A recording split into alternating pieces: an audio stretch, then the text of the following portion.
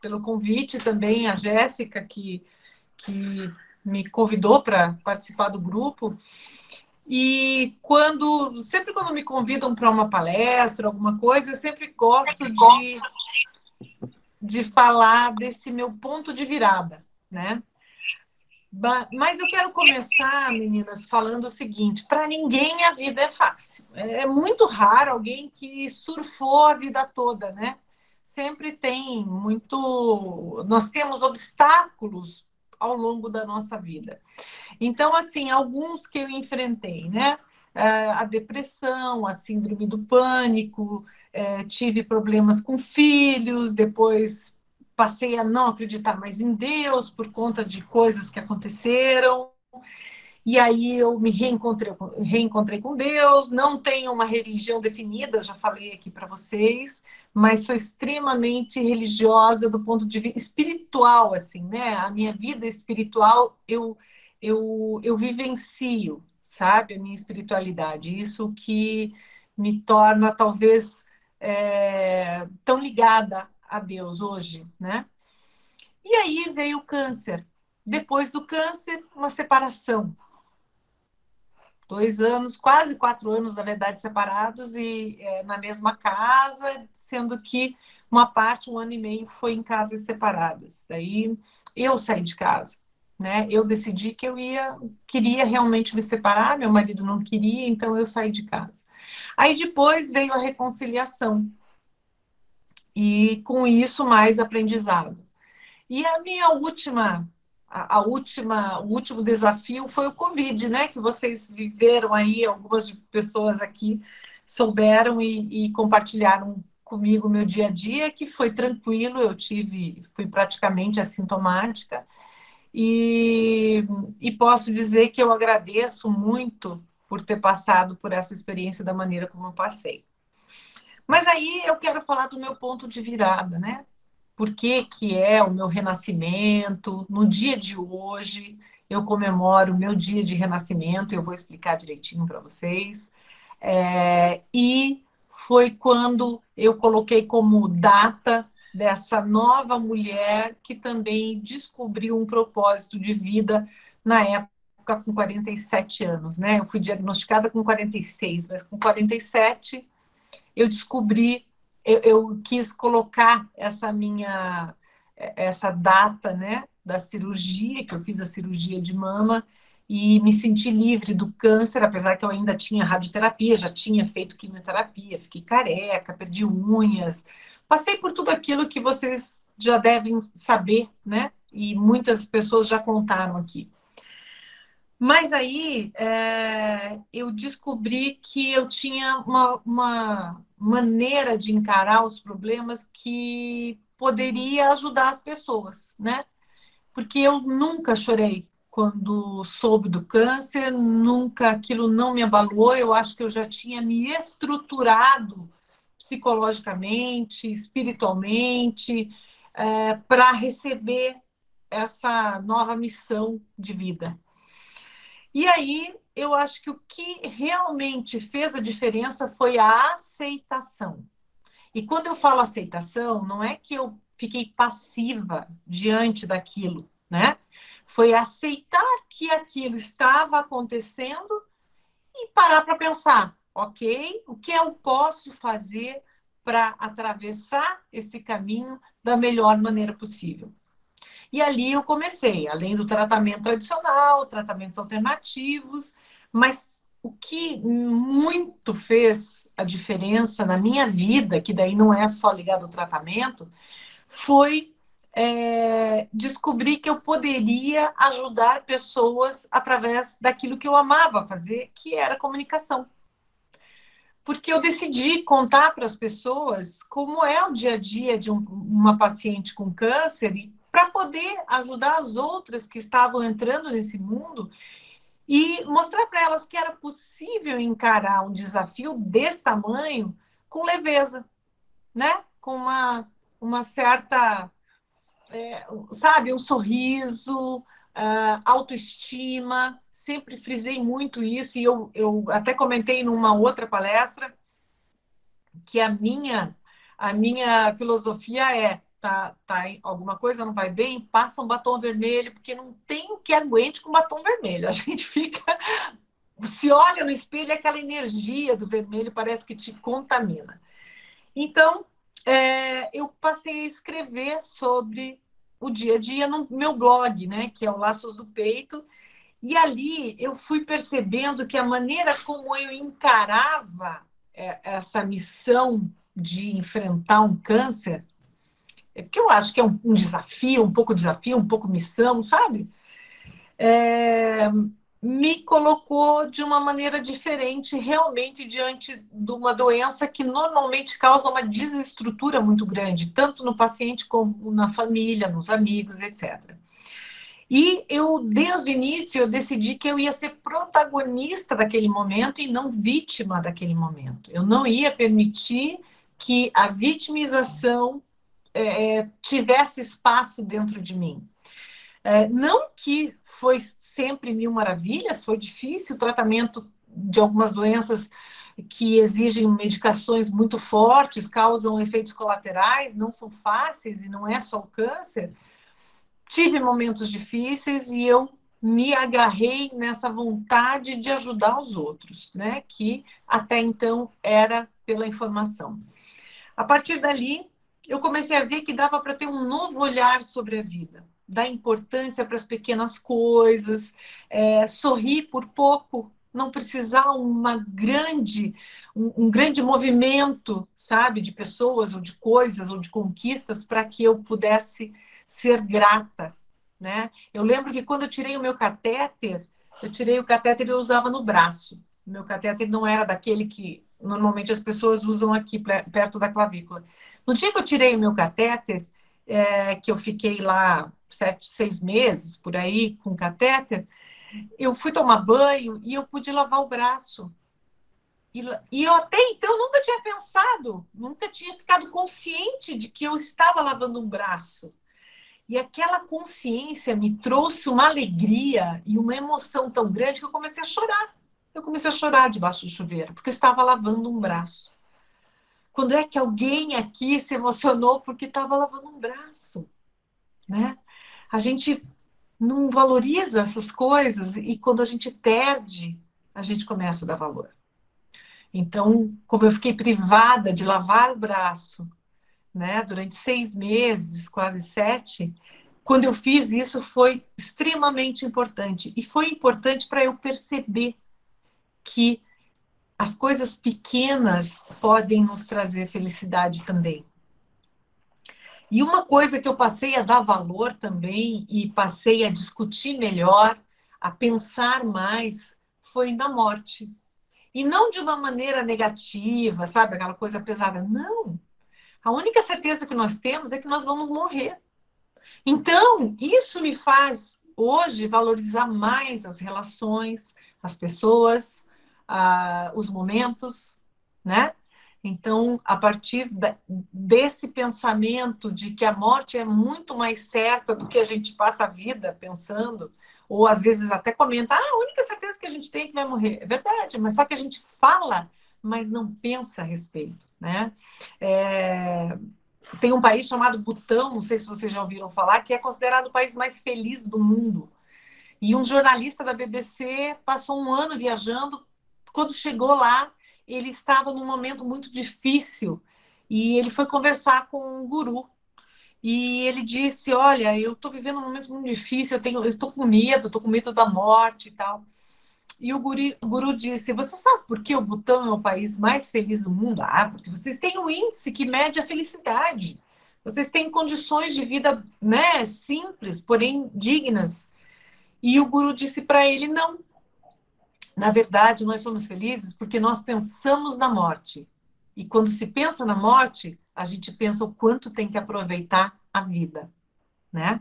Então, isso eu aprendi também. Uma outra coisa que ficou muito evidente para mim e que se tornou muito importante para atravessar de lá para cá todos os obstáculos que vêm aparecendo na minha vida, porque eles são recorrentes, eu não chamo de problemas, eu chamo de obstáculos, porque obstáculo, quando você vence ele, você se sente realmente vencedor, né? Problema parece sempre uma coisa negativa. Resolver problema continua sendo ruim, né? Ai, tô cansada de resolver problema. Não, mas vencer um obstáculo é uma coisa positiva. Foi uma coisa que para mim foi muito importante, foi o autoconhecimento. E eu pratico isso até hoje, eu procuro sempre me conhecer, porque às vezes eu também tenho reações que eu não gosto, né? E aí vem a minha autocrítica, porém não a minha autopunição, e sim o pensamento, como eu posso trabalhar isso de maneira positiva, como eu posso melhorar. Claro que eu tenho defeitos, claro que às vezes eu erro, como todo mundo, porém sempre com essa vontade de melhorar, sempre com essa vontade de corrigir, com essa vontade de me entender melhor e me perdoar mais, me obrigar em alguns momentos a ser uma pessoa melhor, né? Porém, com muito amor por mim, com muito carinho por essa pessoa que eu sou e que chegou até aqui hoje, né? E aí, nesse caminhar todo, durante ainda o tratamento, eu descobri que eu queria ajudar as mulheres, porque eu me sentia muito privilegiada, eu tinha plano de saúde, eu conhecia como jornalista a realidade de quem não tem. E foi ali o meu primeiro movimento foi através do próprio blog, né, e de uns vídeos que eu compartilhava, que eu comecei a conversar com pessoas, ou familiares, ou pacientes, e ali eu sempre levava essa mensagem de autoestima, a importância de você estar bem, evitar ficar se sentindo vítima, porque daí você se estressa, produz o hormônio de estresse, cai a sua imunidade. Então, sempre encarar de uma maneira positiva, sabe? Para cima. Ah, tô passando um momento difícil? Tô, é difícil. Mas nem por isso eu vou deixar de olhar as coisas boas que ainda estão acontecendo ao meu redor. E comigo também.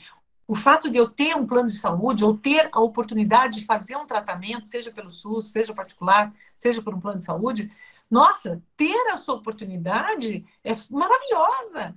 Tem gente que atravessa a rua e não chega do outro lado. Falei hoje isso para a Marina, né? Então, as pessoas às vezes não têm a chance de tentar ficar um pouco mais nesse mundo aqui e poder, de alguma maneira, ser mais feliz ou tornar a vida de outras pessoas felizes.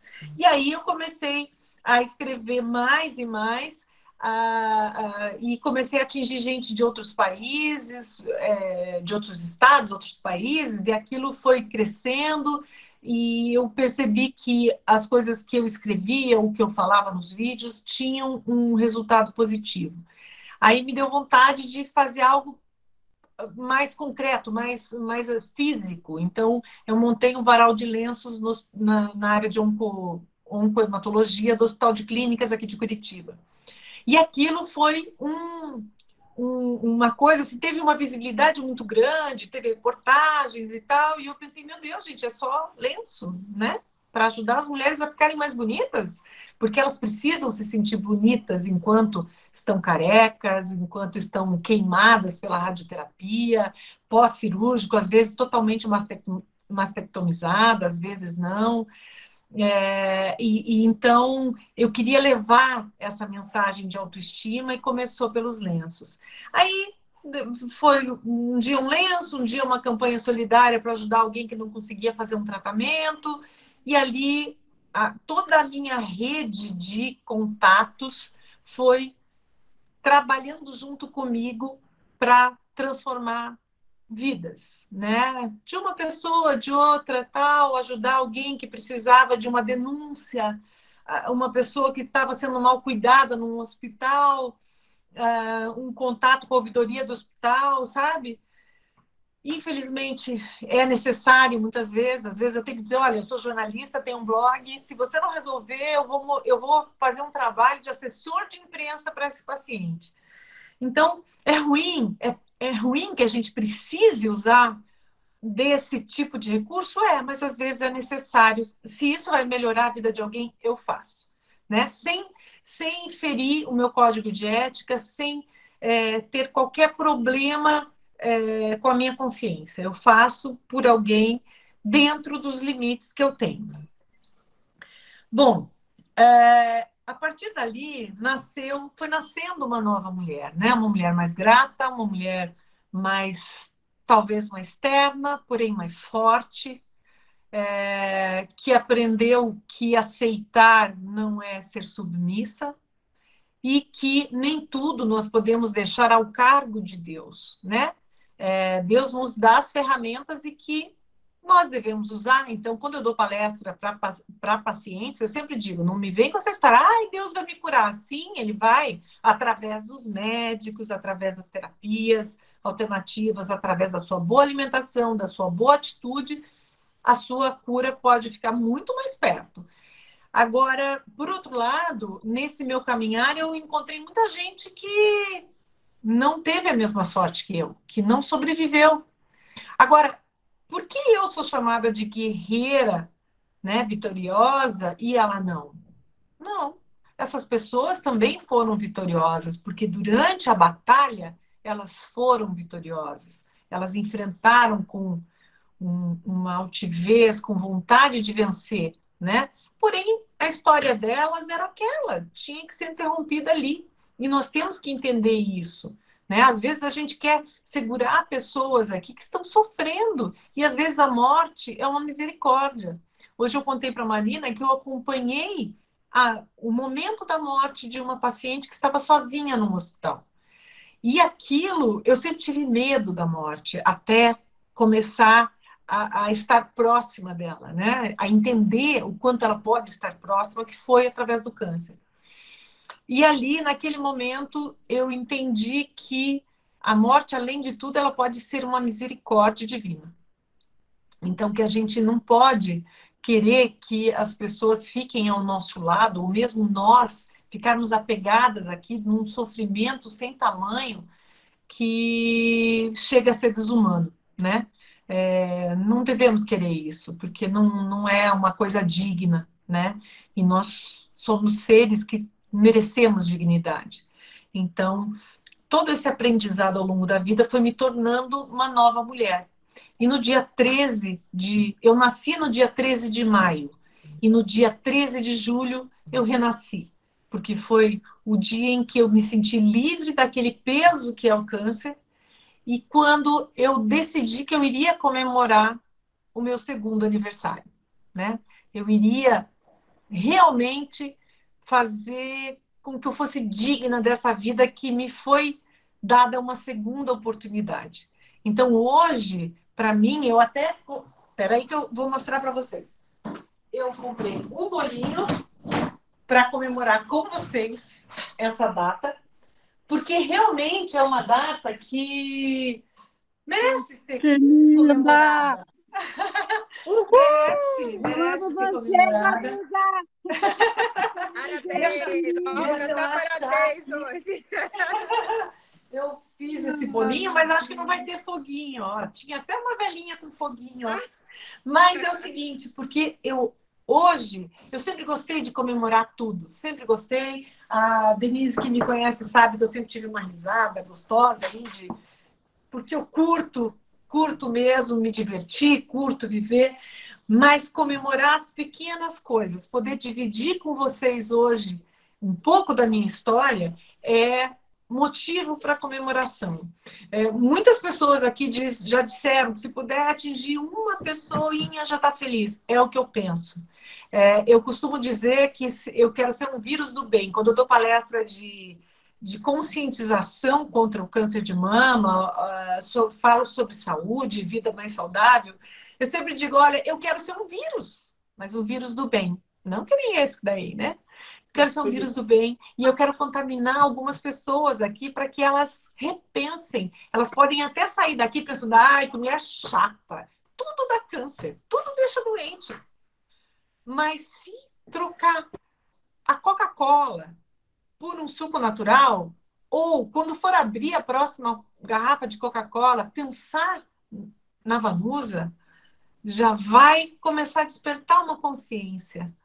E isso já me deixa feliz, porque em algum outro momento ele vai ser sensibilizado de novo, ela vai ser sensibilizada a fazer o exame o autoexame, e assim, isso me deixa feliz. Hoje eu participo de todo tipo de campanha. Então, desde campanha para paciente com câncer, faço às vezes para setor de infectologia, que precisa de material de higiene, por exemplo, ajudo no que eu posso as meninas das Amigas da Mama, fiz campanha no início do Covid, da pandemia, para confecção de máscaras. Eu não costuro, nem prego o botão, gente, eu sou desculpa que tocou. Consegui juntar um grupo de mulheres que costurou, acho que umas 6, 7 mil máscaras. Eu me afastei quando a minha mãe adoeceu. Aí, quando a minha mãe estava no hospital, eu fui de novo, caiu no meu colo mais uma missão que um primo que mora no exterior e tem uma ONG me ofereceu $3.000 divididos em 3 meses para reverter em cestas básicas. Aí eu escolhi, com a ajuda de uma amiga, a comunidade das ilhas, os ilhéus aqui do nosso litoral, porque tudo chega com dificuldade lá. E nós conseguimos distribuir 300 cestas no dia 21 de junho. Agora, já estou reunindo esse movimento que eu comecei aqui com a ajuda desse primo e mais uma amiga, juntar as cestas de um grupo de surfistas, que são, entre esses surfistas tem os surfistas de Cristo, talvez vocês conheçam, e aí a gente vai juntar as forças para transportar e fazer a entrega. Nesse movimento das 300 cestas, eu não paguei nem não saiu do dinheiro da arrecadação de cestas nem um tostão para o pedágio, muito menos para os barcos, nada, foi tudo voluntário. Eu não tenho ONG, eu sou só uma ponte em quem precisa com quem pode ajudar. E isso me torna uma pessoa muito feliz. O que às vezes o mundo está caindo aqui do lado, mas isso me deixa extremamente feliz. A minha mãe lá doente, eu mal conseguia resolver as coisas, indo para o hospital, dormindo em hospital e tal, mas ainda assim nós conseguimos 300 cestas, né? Então eu espero que esse mês a gente consiga mais. Se vocês quiserem ajudar a gente, topa, aceita, vem trazer a cesta para mim. Porque isso é fazer diferença na vida de uma, de duas, de 300 pessoas. Pensa, 300 famílias. Crianças que às vezes estão comendo só o peixe que o pai pesca, né? Algumas famílias me relataram que vivem com 300, 400 reais por mês, né? Que compra, num mês, compra 1 quilo de carne. E às vezes eu faço almoço aqui com quase 1 quilo para a família inteira, né? Para um dia.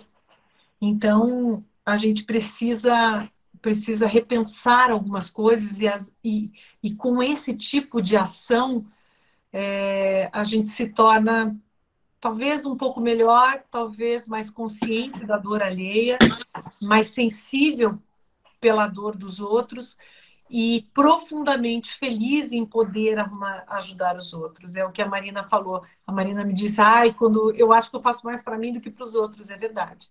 Né? Até quando eu era jornalista de jornal diário, telejornal diário, essa era sempre a fala do voluntário, e a gente dizia, de novo, não, mas é que é verdadeiro, hoje eu entendo profundamente isso. E eu queria propor, eu queria falar mais uma coisa, o propósito que eu descobri para a minha vida, com essa nova mulher que nasceu ali a partir de um câncer, foi o propósito de usar aquilo que eu amo fazer, que eu sei fazer, para melhorar a vida de uma pessoa, de dezenas de pessoas, seja de quem for. Então, hoje, eu sou voluntária e uso a comunicação através das palestras. Como eu já fazia, dava treinamentos e tal, para mim é muito mais simples fazer esse tipo de coisa. Uso a minha comunicação para atender a área da saúde, né? Toda a minha experiência eu coloco para os meus clientes hoje, mas nós temos um objetivo, tornar a vida de pacientes e pessoas melhor, né? Essas vidas melhores, mais conscientes dos seus direitos e também daquilo que elas estão enfrentando ou que um familiar está enfrentando, né? para que elas possam ter a chance ou de prevenção ou de enfrentar de uma maneira melhor, né? E, para finalizar, gente, eu queria fazer uma proposta para vocês.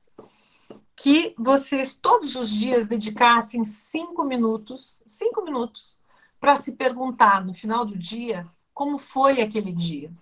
O que aconteceu de bom, o que não foi tão bom e o que pode melhorar.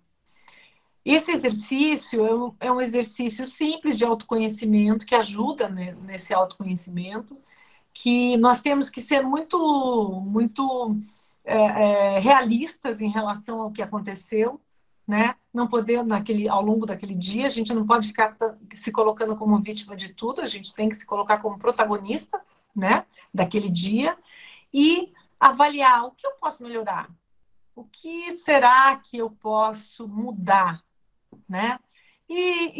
Mas é difícil mudar. Nossa, como é difícil mudar. Sim, mas sem persistir, nada vai mudar, né? Se a gente não colocar em prática esse dia, essas ações que a gente vai percebendo, e que existe caminhos para a mudança, a gente nunca vai mudar. A gente vai continuar igual. E tem uma frase que eu separei aqui, que é meio que um resumão disso tudo. Diz assim: a vida é 10% o que acontece com você e 90% como você reage a isso. Quem falou foi Charles Swindoll. Então, eu queria deixar para vocês essa frase e queria realmente que vocês avaliassem se ela tem alguma coisa de verdade nessa fala ou não. E para encerrar de verdade, eu quero ler um trecho de uma daqueles textos maravilhosos do Braulio Bessa, né? Que eu acho aquele cara fantástico. Não é nenhum super poeta de academia, tal, mas o cara fala da vida com uma verdade fantástica. E é um trecho de um texto dele. Ele diz assim: toda coragem precisa de um medo para existir. Uma estranha dependência complicada de sentir. A coragem de levantar vem do medo de cair. Use sempre a coragem para se fortalecer. E quando o medo surgir, não precisa se esconder. Faça que seu próprio medo tenha medo de você. Então, é mais ou menos isso. Seja maior do que o problema, seja maior que o medo.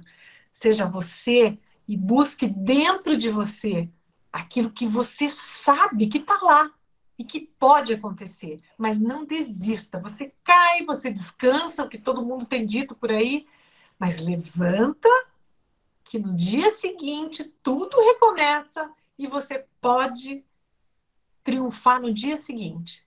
Pode ser o dia seguinte. Não importa se não foi hoje. Ah, no dia seguinte não deu? No próximo. E no próximo, até que você vai conquistar.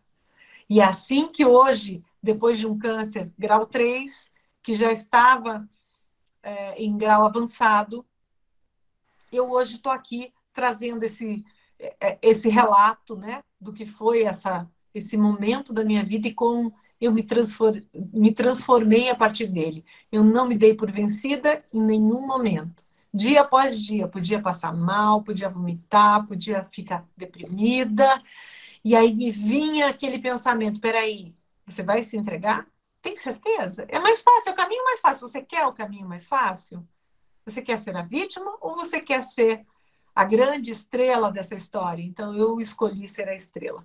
E eu espero que alguma coisa daqui sirva para vocês. E muito obrigado por esse carinho e por estarem aqui. Estou vendo 33 pessoas me ouvindo. Eu agradeço a todas vocês, tanto pelo convite quanto por ter vocês